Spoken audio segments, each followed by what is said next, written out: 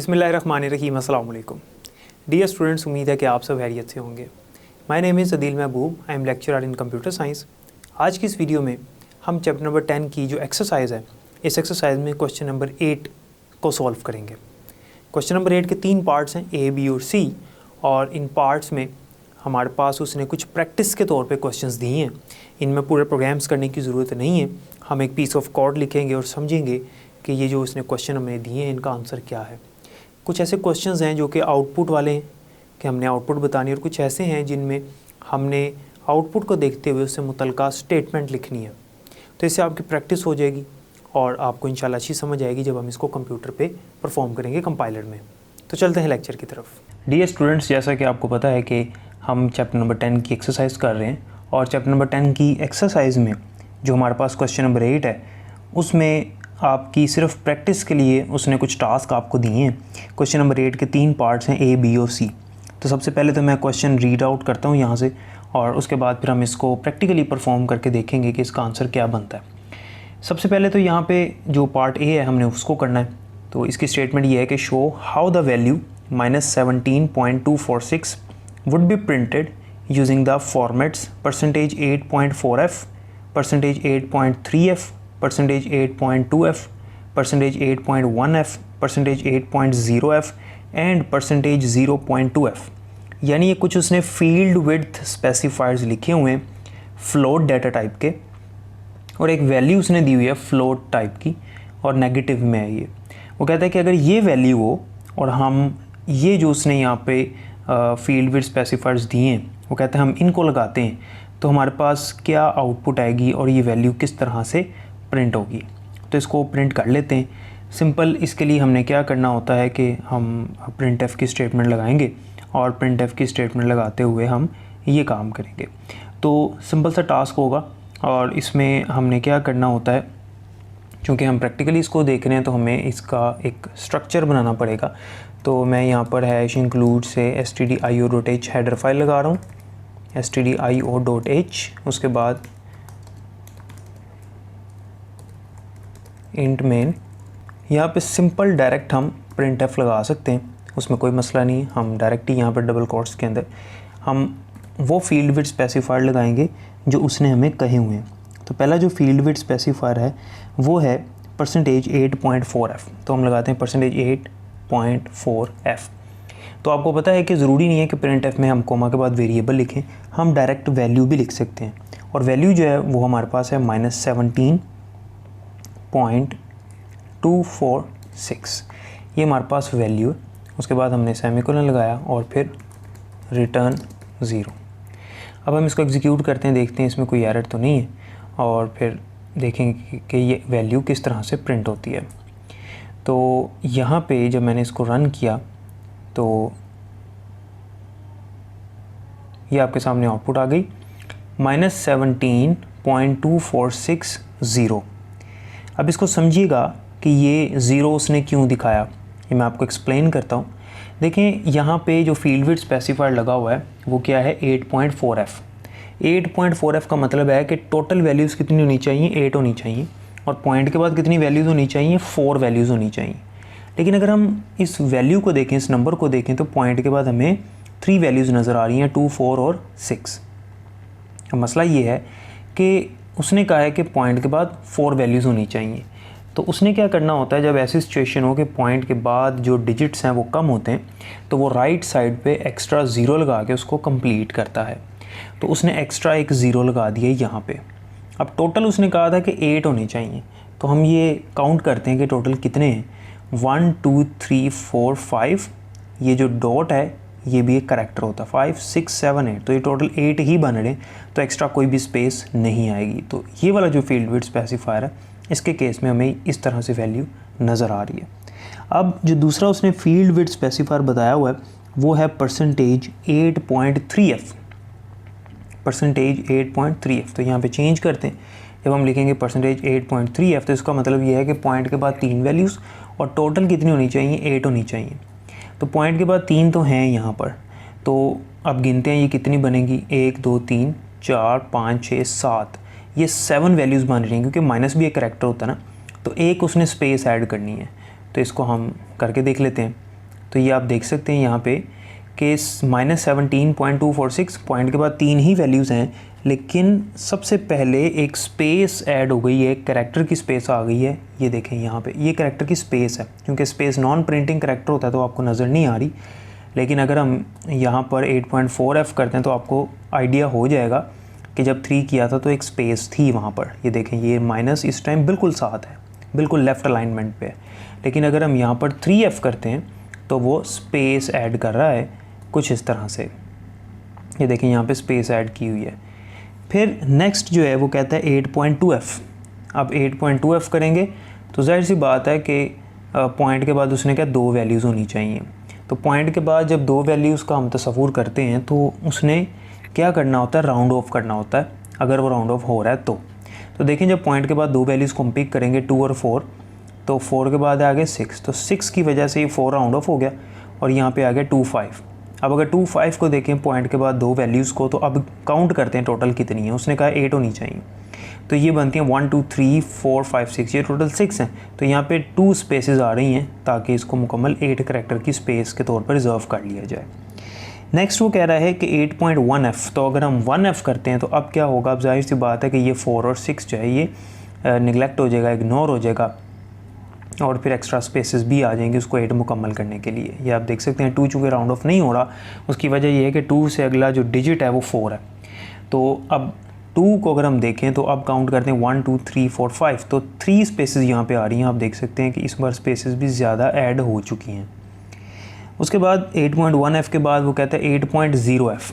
8.0F का क्या मतलब है। 8.0F का ये मतलब होता है कि पॉइंट के बाद कोई भी वैल्यू नहीं देखनी, जितनी मर्ज़ी वैल्यूज़ लिखी हुई हैं, लेकिन पॉइंट के बाद उसने कोई वैल्यू नहीं देखनी। तो जब पॉइंट के बाद कोई वैल्यू नहीं है तो ओवरऑल उसने टोटल का है 8 होने चाहिए, तो ये तो यहाँ पे 3 हैं, तो 5 स्पेसेस यहाँ पे लीव हो गई हैं। ठीक है, 5 स्पेसेस उसने दे के -17 दिखा दिया। और लास्ट पे है 0.2F। तो 0.2F का क्या मतलब है। 0.2F का मतलब है कि उसने यहाँ पे ये कहा है कि पॉइंट के बाद 2 वैल्यूज़ होनी चाहिए और पॉइंट से पहले जितनी मर्ज़ी हो। 0 का मतलब है कि जितनी मर्ज़ी हो, तो टोटल जो है वही नज़र आएंगी, कोई भी वैल्यू जो है वो स्किप नहीं होगी, कम नहीं होगी वैल्यू। ठीक है, 0 का मतलब ये नहीं कि कोई वैल्यू ना हो, 0 का मतलब ये है कि टोटल जितनी मर्ज़ी हो, लेकिन पॉइंट के बाद सिर्फ 2 होनी चाहिए। तो पॉइंट के बाद 2, उसी तरह से 2 5 पॉइंट और इससे पहले -17। इसको हम अगर हम 0 ना भी लिखें तो इसको हम डायरेक्टली यहाँ पे 0.2F भी लिख सकते हैं। बात एक ही है, एक ही बात है। ये देख लें, सेम आउटपुट आएगी आपके सामने ही। तो 0 जो हम पॉइंट से पहले लिखते हैं उसका मतलब ये होता है कि जितनी मर्ज़ी हो, टोटल जितनी है उतनी ही रहेंगी, सिर्फ पॉइंट के बाद जो है वो 2 वैल्यूज़ आएंगी यहाँ पर। ठीक है, अब करते हैं इसका बी पार्ट। बी पार्ट में वो कहता है कि अज्यूमिंग x टाइप डबल, यानी एक वेरिएबल है x, उसकी टाइप क्या है, यानी डाटा टाइप क्या है, डबल है, यानी पॉइंट वाली वैल्यू होगी। और आगे उसने वैल्यू भी लिखी हुई है 21.335 एंड y टाइप इंट, यानी y की जो डाटा टाइप है वो इंटीजर है और इसकी वैल्यू है 200। वो कहता है कि show the output of the following statements on paper. आपने इनकी आउटपुट जो है वो शो करनी है पेपर के ऊपर। तो मैं आपको प्रैक्टिकली दिखा दूंगा, जो आउटपुट आएगी आप उसको नोट डाउन कर लीजिएगा। For clarity use the symbol, आगे उसने बॉक्स बनाया हुआ। वो कहता है कि आपने क्लैरिटी के लिए, यानी जाहिर सी बात है कि जहाँ पे स्पेस ऐड करनी है, स्पेस तो नज़र नहीं आती, दिखाई नहीं जा सकती, उसके लिए वो कहता है आपने बॉक्स से इसको डिनोट करना है, जिस तरह आपकी बुक में ब्लैंक स्पेस को डिनोट किया हुआ। अब नीचे उसने 3 printf की स्टेटमेंट्स लिखी हुई हैं। इन्हीं printf की स्टेटमेंट्स को हम यहाँ पे एज इट इज़ लिखते हैं, टाइप करते हैं और फिर देखते हैं कि इसकी आउटपुट क्या आएगी। तो printf में उसने यहाँ पे लिखा है कि x is percentage 6.2F 6.2F \t, उसके बाद y इज़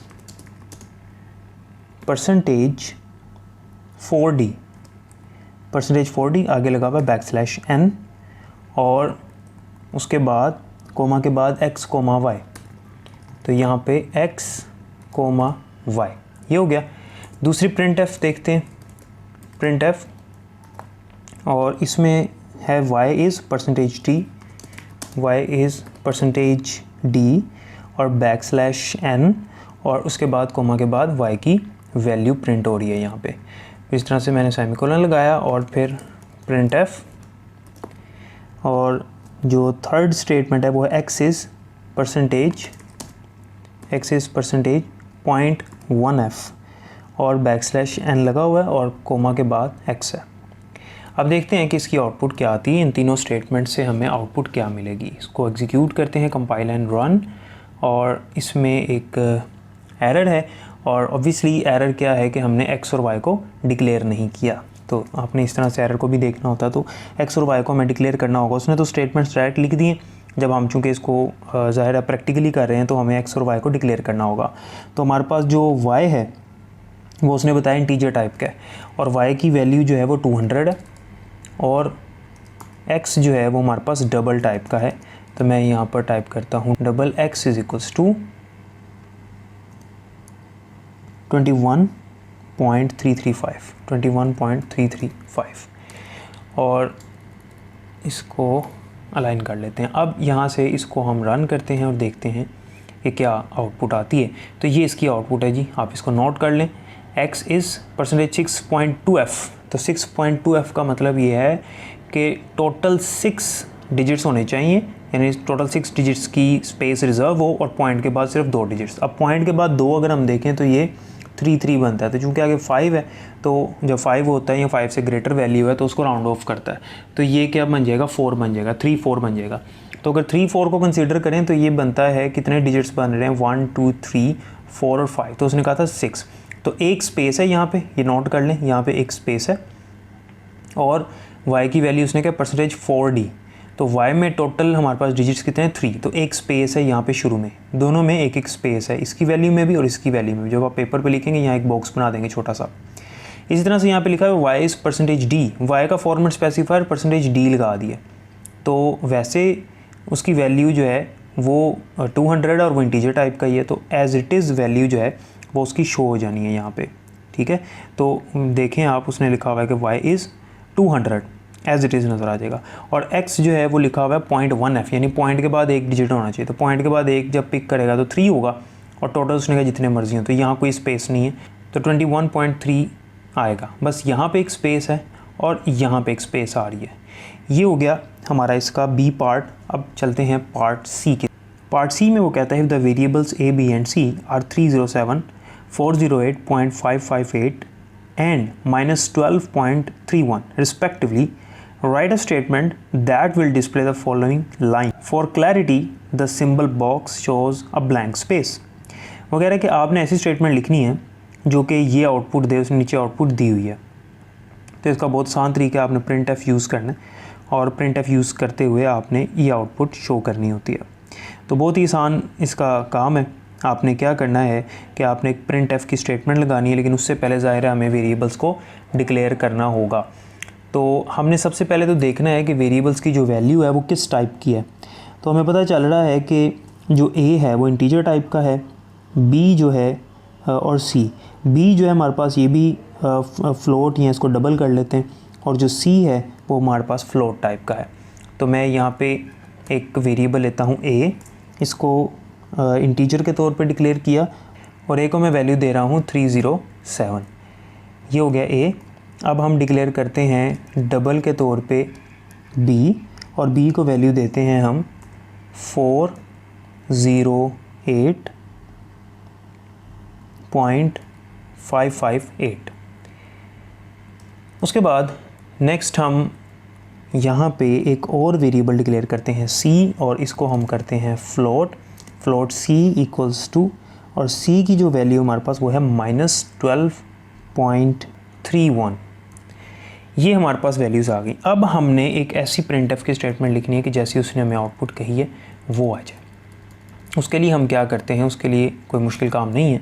आपने देखना है कि आउटपुट में उसने शुरू में 2 स्पेसेस हैं और उसके बाद है 307। तो 2 स्पेसेस से मुराद है कि वैसे ये 3 डिजिट्स हैं, तो 2 स्पेसेस उसके शुरू में ऐड कर देंगे। तो सिंपल हमने यहाँ पे डबल कोटेशन मार्क में क्या लिखना है, आपने पहले यहाँ पे टाइप करना है %5d, %5d। तो 2 स्पेसेस लेफ़्ट साइड पे आ जाएंगी।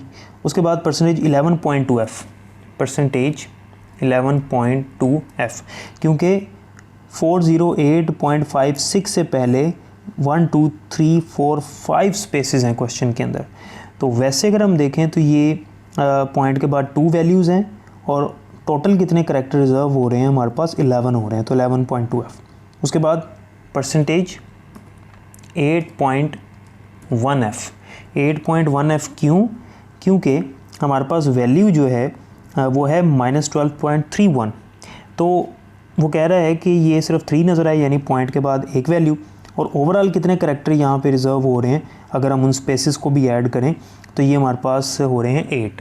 तो इसलिए यहाँ पे 8 लिखा। तो यहाँ पे हम रिस्पेक्टिवली A, B और C लिख देंगे जिनको हमने डिक्लेयर किया हुआ है, और A, B और C। अब हम इसको एग्जीक्यूट करते हैं तो देखते हैं कि क्या उसी तरह की आउटपुट हमें मिल रही है या नहीं। तो देखिए ये बिल्कुल उसी तरह की आउटपुट है, सिर्फ हमें यहाँ पे स्पेसेस नज़र नहीं आ रही, उसने स्पेस की जगह पे बॉक्सेस बनाए हुए हैं। तो उम्मीद है कि ये जो क्वेश्चन नंबर 8 है इसका पार्ट A, पार्ट B और पार्ट C ये तीनों आपको समझ आ गए होंगे, और इसमें जो आउटपुट आपने बतानी थी वो भी आपने नोट कर ली होगी जो पार्ट बी में हमने देखा, और इस आउटपुट के लिए स्टेटमेंट कैसी होगी उसकी भी आपको समझ आ गई होगी। ये बेसिकली कॉन्सेप्ट था फील्ड विड्थ स्पेसिफायर का, कि आपकी फील्ड विड्थ स्पेसिफायर की जो है वो प्रैक्टिस हो जाए। तो इसको आप परफॉर्म भी चाहे कर लीजिएगा और इसको आप नोट डाउन कर लीजिएगा, और याद रखिएगा बड़ी अहम बात कि जब आप पेपर पे लिखेंगे तो आपने लाजमी तौर पे इसके लिए इसके अंदर स्पेसेस की जगह पे आपने बॉक्सेस बनाने हैं। तो उम्मीद है कि यहाँ तक समझ आ गई होगी आपको। डियर स्टूडेंट्स, जैसा कि आपने देखा कि क्वेश्चन नंबर 8 जो हमने सॉल्व किया एक्सरसाइज का, उसको किस तरह से हमने सॉल्व करना था और उसका आंसर क्या था, मैंने आपको इसको परफॉर्म करके भी दिखा दिया, इसकी आउटपुट भी आपने देख ली। उम्मीद है कि यहाँ तक आपको समझ आ गई होगी। बाकी इंशाल्लाह नेक्स्ट लेक्चर में पढ़ेंगे, तब तक के लिए मुझे इजाज़त दें, अपना ख्याल रखिएगा। अल्लाह हाफ़िज़।